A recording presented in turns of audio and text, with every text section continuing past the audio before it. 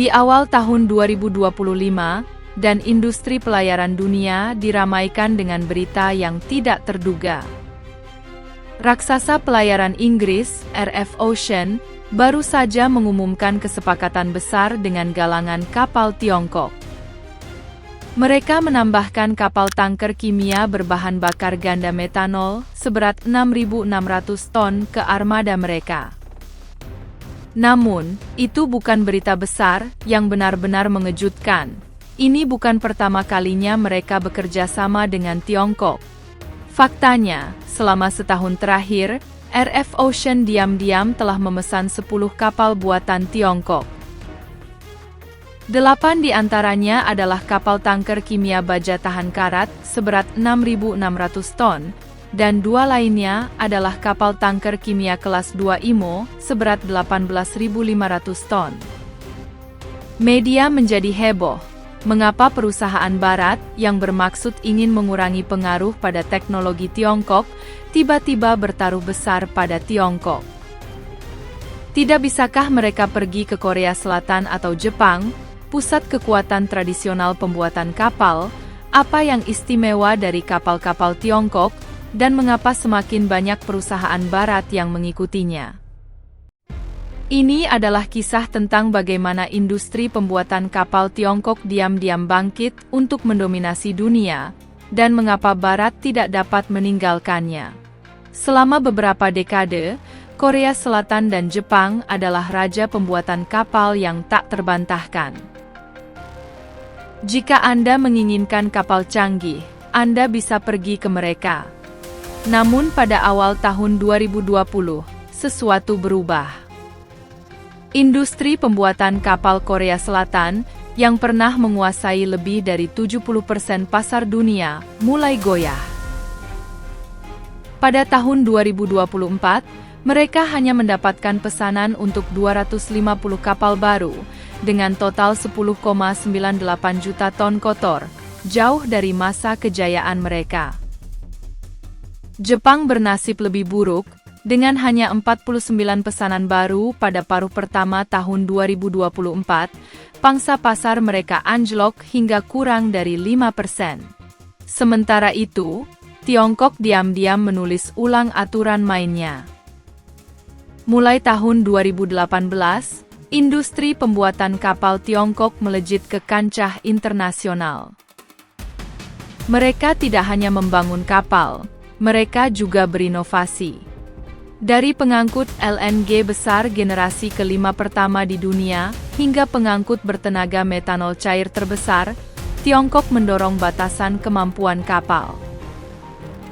Pada tahun 2024, mereka telah mengamankan hampir 70% pesanan pembuatan kapal dunia, menggeser Korea Selatan sebagai pemimpin dunia. Keputusan RF Ocean untuk bermitra dengan Tiongkok bukan sekedar langkah bisnis. Itu adalah sebuah pernyataan.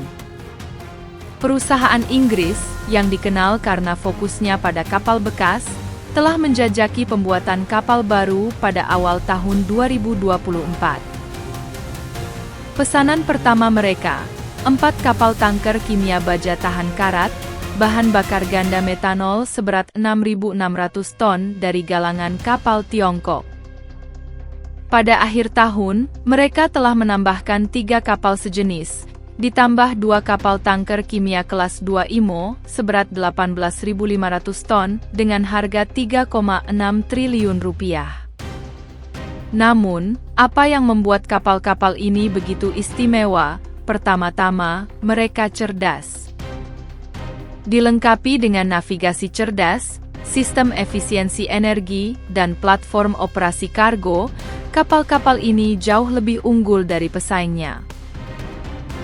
Mereka juga menampilkan teknologi propulsi listrik DC pertama di dunia, yang memangkas emisi karbon hingga 96%, hidrokarbon hingga 99%, dan asap hingga 54%.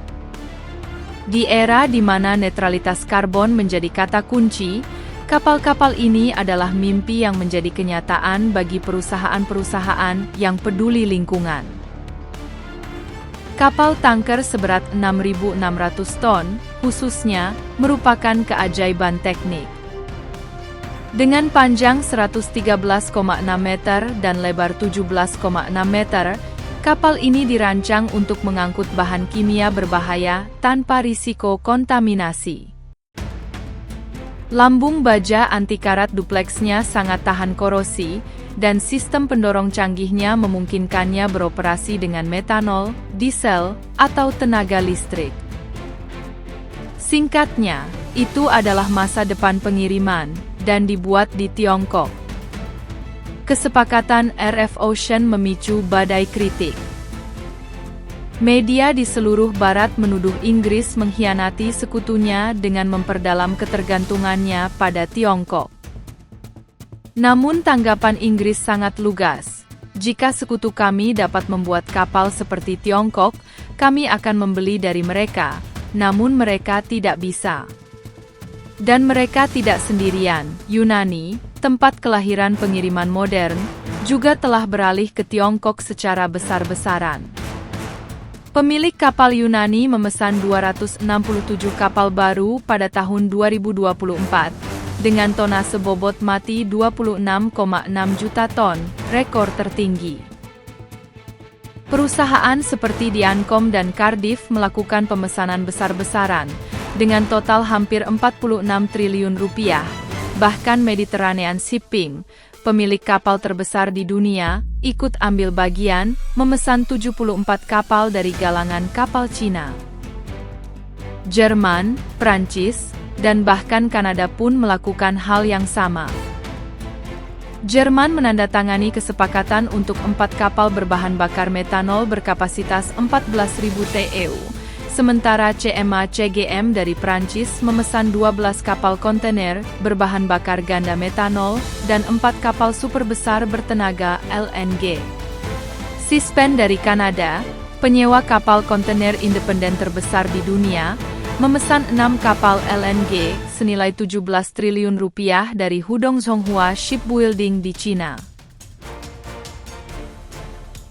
Pesan yang disampaikan jelas. Dalam hal pembuatan kapal mutakhir, Cina berada di liganya sendiri. Jadi, apa yang membuat kapal-kapal Cina begitu menarik? Hanya ada 2 kata, inovasi dan keberlanjutan. Sementara Korea Selatan dan Jepang berjuang untuk mengimbangi perubahan permintaan pasar, Tiongkok berinvestasi besar-besaran dalam teknologi hijau dan sistem pintar. Kapal mereka tidak hanya lebih murah, tetapi juga lebih baik. Ambil contoh kapal tanker bahan bakar ganda metanol seberat 6.600 ton, sistem propulsi listrik isinya merupakan pengubah permainan, memberikan efisiensi dan kinerja lingkungan yang tak tertandingi. Sistem cerdasnya mengurangi biaya operasional dan meningkatkan keselamatan. Dan keserbagunaannya, mampu beroperasi dengan berbagai jenis bahan bakar, membuatnya sangat cocok untuk dunia yang beralih ke energi yang lebih bersih. Kebangkitan Tiongkok bukan hanya tentang membangun kapal, tetapi tentang mendefinisikan ulang seperti apa kapal itu, dan dunia mulai memperhatikannya. Pada akhir tahun 2024, industri pembuatan kapal Tiongkok telah memperkuat dominasinya. Galangan kapal Tiongkok menyumbang 52,6% dari volume penyelesaian pembangunan kapal dunia, 64,5% dari pesanan baru, dan 51,1% dari pesanan yang ada. Mereka memimpin dalam pengiriman ramah lingkungan, dengan kapal listrik dan bahan bakar ganda yang menetapkan standar baru untuk industri tersebut. Namun, ini bukan hanya tentang kapal. Ini tentang kekuatan. Selama bertahun-tahun, negara-negara barat telah berbicara tentang mengurangi penggunaan teknologi dan mengurangi ketergantungan mereka pada Tiongkok. Namun, seperti yang ditunjukkan oleh kesepakatan RF Ocean, itu lebih mudah diucapkan daripada dilakukan. Dalam hal teknologi mutakhir dan solusi berkelanjutan, Tiongkok terlalu jauh di depan untuk diabaikan. Kisah pesanan 10 kapal RF Ocean lebih dari sekedar kesepakatan bisnis. Ini adalah potret dunia yang terus berubah. Dunia di mana aturan lama tidak lagi berlaku, dan keseimbangan kekuatan sedang bergeser.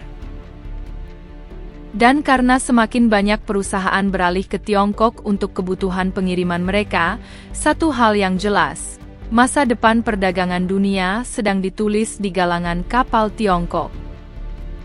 Saat-saat kapal pertama buatan Tiongkok milik RF Ocean memasuki tahap perakitan pada akhir tahun 2025, dunia menyaksikannya dengan napas tertahan. Apakah ini akan menandai dimulainya era baru dalam pengiriman dunia, atau akan memicu reaksi keras, karena negara-negara barat berusaha mengejar ketertinggalan? Satu hal yang pasti, industri pembuatan kapal Tiongkok telah mengubah permainan, dan bagi perusahaan seperti RF Ocean, tidak ada jalan untuk kembali. Jika Anda menyukai pembahasan tentang dunia pembuatan kapal dan perdagangan dunia ini, jangan lupa berlangganan channel kami untuk mendapatkan lebih banyak wawasan dan informasi terbaru. Masa depan sedang dibangun sekarang, dan kami akan ada di sini untuk memberitahu Anda semua tentangnya.